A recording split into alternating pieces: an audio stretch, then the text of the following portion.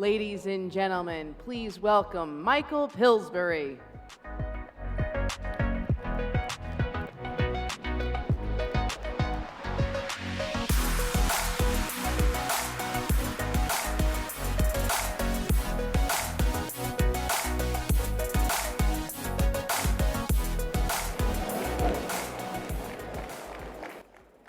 Okay, first question. How many of you were here last year to hear President Trump talk about China? Put your hand up.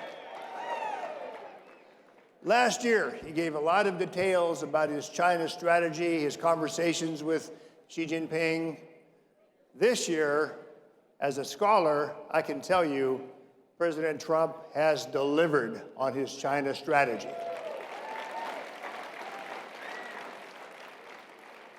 In 1 year alone, let me tick off some of the things he's done that actually astonished Henry Kissinger. We were all together a month ago in the White House. The president pointed to Henry Kissinger, thanked Lou Dobbs, me, a few others in the front row, and then he told a story.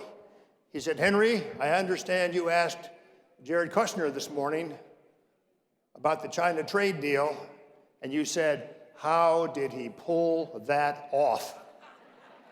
This is one of the greatest negotiators in history, and Dr. Kissinger giving a kind of backhanded compliment that Donald Trump has achieved something with China no other president has done.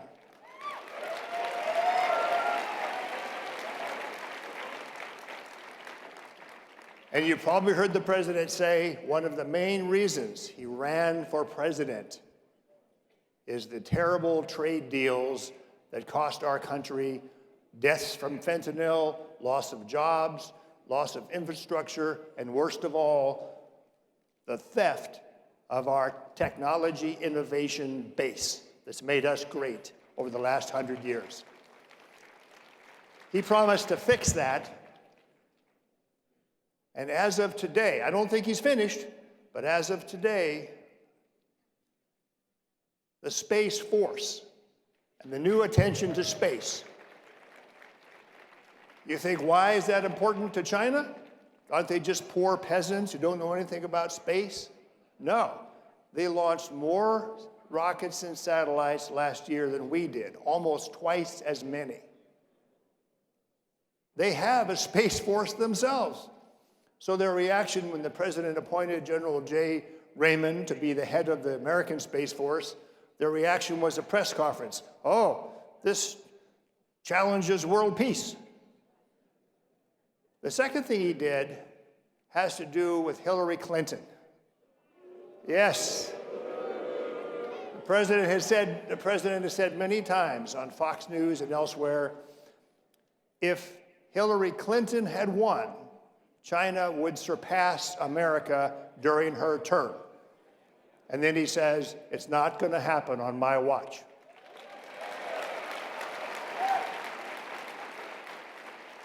And the crucial thing there was the trade talks. China's promise to buy $200 billion, which will almost cut the trade deficit in half. China's promise to stop intellectual property theft. China's promise to let American companies make money in China, no more coercion to hand over their technology secrets. What's that all backed up by? This is probably what Dr. Kissinger was stunned by. President Trump refused the Chinese demand. They said, we're not going to sign anything unless you take all the tariffs off. He said, no, the tariffs stay while we continue the talks, and China signed anyway.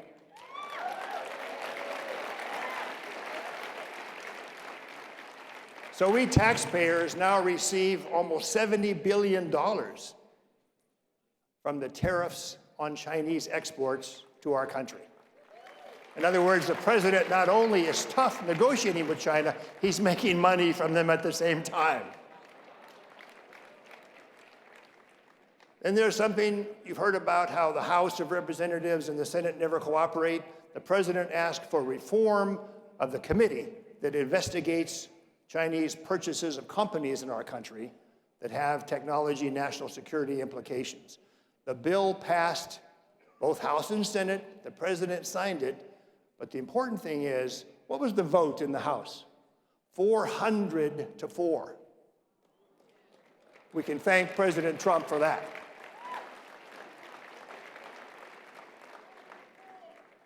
Then there's the question of Huawei.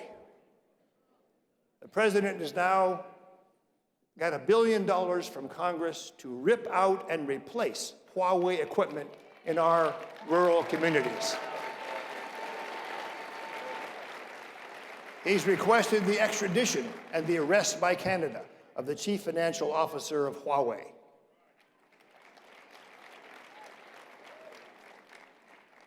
He's brought our allies on board for ways to counter Chinese financing. What they call the Belt and Road Initiative for the first 5 years had no counters from the West.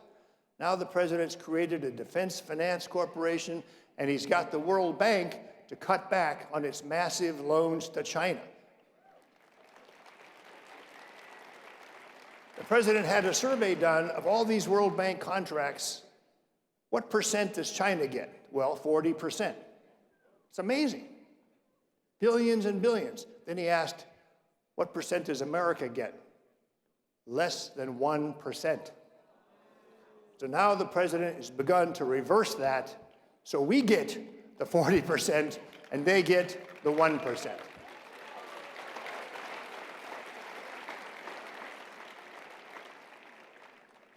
So step by step, the president has followed what he originally promised to do. These are promises delivered. One of them was, and this is the answer to Henry Kissinger's question, how did he pull this off? One of them was, he asked everybody, who's the most powerful person in China? I'm a deal maker, the president has said to me and others. I make deals. I've written a book, The Art of the Deal, which, by the way, is in Chinese. The Chinese study it because they respect him. The answer to his question was Xi Jinping has almost all the power. Unlike what Mike Bloomberg said, Xi Jinping is a dictator. So President Trump decided, I need to meet this guy. Let's bring him to Mar-a-Lago. We'll meet him at the G20 summits. That's happened twice. We meet him in Beijing. We'll meet him again in Beijing this year because he has all the power. So these agreements to stop the technology theft and all the others, they're to be enforced by only one person, Xi Jinping. So President Trump's bold, decisive gamble, let's make President Xi accountable for misconduct of China. It's working. Now we come to the coronavirus. I see very few of you have masks on. You all, like me, believe the president that the fearmongers at CNN should not be making us all wear masks. One of the things President Xi and President Trump have talked about 3 times this year by phone is the coronavirus and what China needs to tell us that we need to know about this virus. They posted the analysis of the virus online. This is not the way the secretive Chinese usually do business. Then it was pointed out to them, not publicly, but by people who are loyal to President Trump. This virus comes from one thing, either from a laboratory in Wuhan, which we're not accusing you of, or eating wild animals that you buy in a huge market in Wuhan. Yesterday, the Chinese passed a law. By the way, they usually say their laws take 2 or 3 years to pass. In 2 weeks, they passed a law banning all Chinese from eating wild animals. That may not be a big deal here at CPAC, but if that's where this virus comes from, imagine what can happen in the future. We could have another SARS, another coronavirus. So we've got to have public hygiene standards enforced in China. Now, there's not enough time to give all the president's successes with China, but I think the case has been made that he deserves re-election for his success with China alone.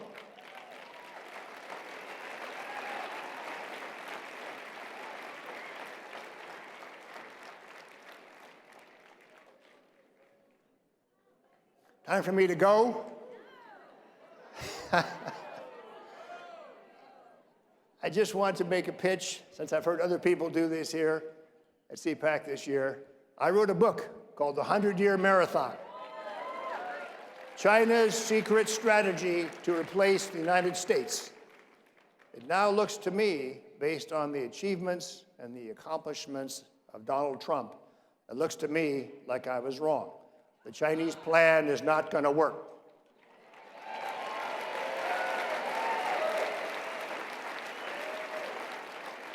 Unless at the brokered Democratic convention, Hillary steps forward and says, I can take on China. I don't think she can. So thank you all very much.